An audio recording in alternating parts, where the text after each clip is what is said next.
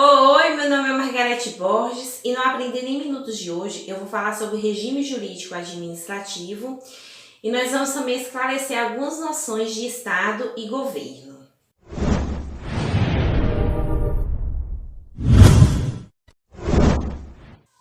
O que é o regime jurídico administrativo? É um conjunto de normas e princípios que vão regular a atuação da administração pública.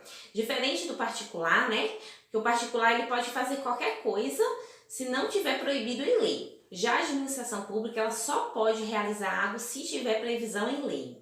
Desse conjunto de princípios, existem dois princípios que vão nortear toda a administração pública e desses dois princípios decorrem todos os demais princípios. Esses princípios são a supremacia do interesse público e a indisponibilidade do interesse público. A supremacia do interesse público, né, nós vimos na aula anterior, existe uma relação desigual entre o Estado e o particular. O Estado ele é supremo em relação ao particular ou em relação à minoria. Por quê? Porque o Estado ele vai proteger os direitos de uma coletividade. Por isso, né, essa supremacia, esse princípio da supremacia do interesse público. E esse princípio ele está fundamentado nos poderes da administração, né? Se a administração ela não possui esses poderes, não tem como a vontade do Estado ser exercida. Por isso é importante, né, que a administração pública ela tenha esses poderes. Já a indisponibilidade do interesse público é o dever do Estado em agir, ou seja, esse princípio ele está fundamentado no dever da administração pública. Então, resumindo, né, a administração pública ela não pode se negar a não agir, né? Existe esse dever que ela, né, faça a sua atuação, esse dever de agir. Bom, esclarecendo, né, sobre o regime jurídico administrativo, vamos falar um pouquinho sobre o que é o Estado. Bom, o Estado é uma pessoa jurídica territorial soberana, né? Pessoa é aquela que detém direitos e obrigações. Jurídico porque existe uma formalidade documental, né? E territorial soberana, por quê? Por exemplo, o Brasil, né, é uma pessoa jurídica territorial soberana, porque em relação à ordem internacional, nós temos soberania, ou seja, nós não dependemos que um outro Estado interfira em nossas relações, tanto na ordem internacional como na ordem interna. Portanto, o Brasil é uma pessoa jurídica territorial soberana. Mas quais são os elementos, né, que determinam se um Estado ele é soberano? Nós temos três, né? É o povo, o território e um governo soberano. O povo, ou seja, é o aspecto humano, né? O conjunto ali de pessoas. Lembrando que essas pessoas, elas apresentam ali características semelhantes. Seja a mesma cultura, a mesma língua, a mesma etnia, né? Então, não é só um povo, né?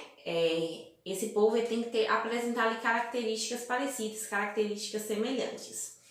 Território, né? Território é o espaço geográfico, seja ele o solo, né? Seja ele um espaço aquático ou aéreo. E um governo soberano, né? Esse governo é aquela pessoa que comanda esse povo, né? Então, para uma nação, né, ser considerada um Estado, ela tem que ter esses três requisitos, né? Esses três elementos, um povo, um território e um governo soberano. No caso do Brasil, né, nós somos um Estado, porque nós temos o povo brasileiro, nós temos, né, o território brasileiro, que por sinal é extenso, é gigantesco, e nós temos um governo soberano, né? Falar um pouquinho sobre as formas do Estado. Existem duas formas de Estados, nós temos o Estado unitário e nós temos o Estado federado. No Estado unitário existe uma centralização política, como por exemplo de um Estado unitário nós temos o Uruguai, né? O Uruguai, o poder político ele não é distribuído, ele é centralizado. E esse governo centralizado, ele vai ditar, né? Vai ali propor objetivos, propor políticas que devem ser seguidas, né? Em todo o território nacional.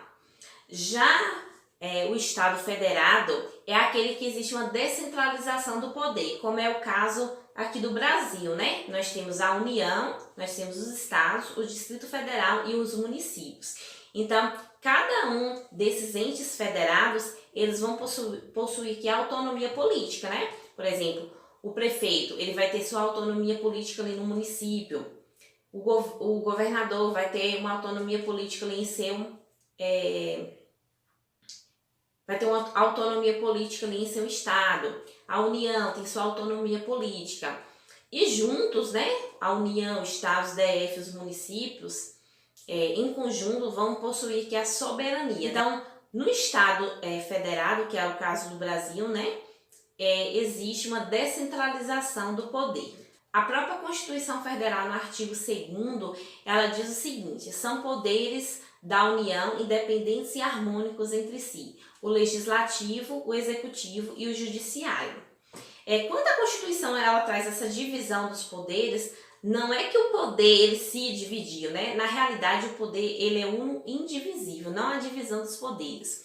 O que se divide, né, ao criar o legislativo, o executivo, o judiciário, é a distribuição, a divisão de funções, né? Nós temos aqui o poder legislativo desempenhando a função de legislar, ou seja, de criar leis. Nós temos o executivo ali, né, para administrar. E nós temos aqui o poder judiciário para julgar. Lembrando que cada poder ele vai realizar ali funções típicas e funções atípicas. Por exemplo, o poder legislativo, né, que tem a função típica de legislar. Ele pode também julgar, ele pode também administrar, né? Então, ele vai exercer aqui as funções atípicas. Por exemplo, o poder executivo. Sua função típica é administrar, só que em alguns casos ele vai ter a função de legislar, né? Ele vai ter a função de julgar, e a mesma coisa o poder judiciário. Sua função típica é julgar, mas ele pode também realizar funções atípicas, como por exemplo, quando ele faz o regulamento interno ali dos funcionários. Então ele está exercendo a função aqui de legislar. Então, cada poder ele vai exercer sua função típica e atípica. Agora vamos esclarecer um pouquinho o que é o governo, né? O governo é uma atividade política, tá? É discricionária, ou seja, o governo ele vai analisar, né, a oportunidade e conveniência ao realizar ali os seus atos. O governo ele tem uma conduta independente, tá? Ou seja, né, o governo ele vai aqui comandar, coordenar, direcionar e fixar planos e diretrizes de atuação do Estado. Ou seja, o governo ele vai ali tomar decisões em nome do povo. E existe uma diferença, tá, gente, entre governo e a administração pública. Para ficar assim mais fácil de entender, o governo ele vai traçar ali objetivos, ele vai dizer como alcançar esses objetivos. E a função aqui da administração pública é atingir os objetivos, né, que foram ali planejados pelo governo. Então essa é a diferença. Ou seja, né, enquanto o governo ele é soberano, né, a administração pública ela é subordinada a uma hierarquia, né? O governo é independente, já a administração pública ela é subordinada à sua hierarquia. A administração pública ela é vinculada, como eu falei no início, né? Ela só vai fazer alguma coisa que está prevista em lei. Já o governo não, né? Ele tem sua autonomia, ele tem sua soberania. Falando um pouquinho agora sobre os sistemas de governo. Bom, nós temos hoje dois sistemas de governo, né? Nós temos o parlamentarismo e o presidencialismo. Esse sistema de governo está ligado com a relação de dependência ou não entre o poder executivo e o poder legislativo. Por exemplo, no parlamentarismo existe uma dependência, né, entre o poder legislativo e o poder executivo. O chefe de Estado vai ser uma pessoa e o chefe de governo vai ser uma outra pessoa. O chefe de Estado é aquele que vai representar o Estado, né, na ordem internacional. Já o chefe de governo é aquele que vai representar, né, que vai ter ali a sua autonomia interna, ou seja, dentro do próprio país, internamente. Então, no parlamentarismo, né, nesse sistema de governo, essas duas pessoas são pessoas distintas. Por exemplo, os Estados Unidos, né, eles adotam o parlamentarismo. Já aqui no Brasil, nós adotamos o presidencialismo, onde a pessoa, onde, né, o chefe de Estado e o chefe de governo são a mesma pessoa.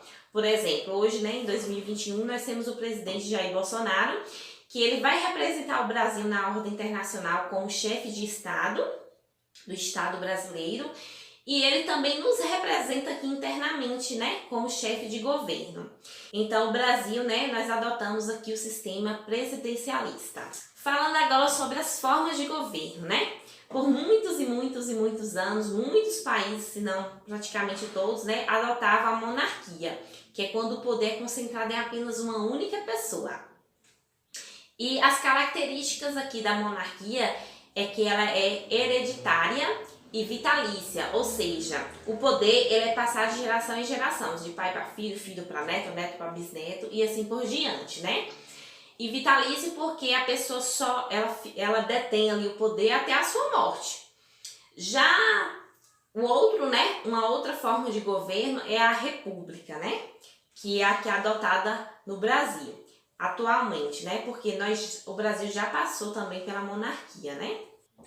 Na república, as características da república é a eletividade, ou seja, a pessoa ela só vai poder ali exercer, né, o poder, ser o presidente, quando ela vence ali uma eleição.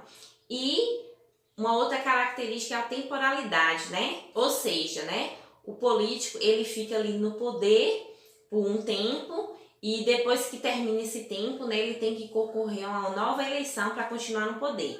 Porque aqui no Brasil, né, aceita-se até 2 mandatos, no caso de prefeitos, presidentes, vereadores, enfim, né, só os senadores que ficam ali 8 anos, né? Então, resumindo, né, as informações que aprendemos hoje, o Brasil ele adota a forma de governo federativa, né? Ou seja, o poder ele não fica centralizado, ele é descentralizado. Nós temos a União, o Estado, o município, o Distrito Federal. Então, a União, né, ela vai ter sua autonomia política, os estados têm sua autonomia política, os municípios têm sua autonomia política e nenhum depende do outro, né? Eles são independentes. E não há hierarquia e subordinação entre eles. Nós temos como forma de governo a república, diferente, né? Da monarquia, que o poder é concentrado em apenas uma única pessoa. Na república, né, esse poder é distribuído. Nós temos como sistema de governo o presidencialista, né, onde as figuras do chefe de Estado e chefe de governo pertencem à mesma pessoa e não existe, gente, uma dependência entre o poder executivo e o poder legislativo. São poderes independentes entre si. Agora vamos para uma questãozinha de concurso para ver como esse assunto cai nas provas. Em relação aos princípios que regem a atuação da administração pública no Brasil, o poder de polícia é a expressão concretizada do princípio da supremacia do interesse público. Certo ou errado, né? Essa alternativa está correta, tá? Como eu falei, né, o princípio da supremacia do interesse público ele está fundamentado nos poderes da administração pública. E entre esses poderes nós temos sim o poder de polícia. Então essa alternativa está correta. Espero que tenham gostado aqui da aula de hoje. Obrigada e até a próxima aula.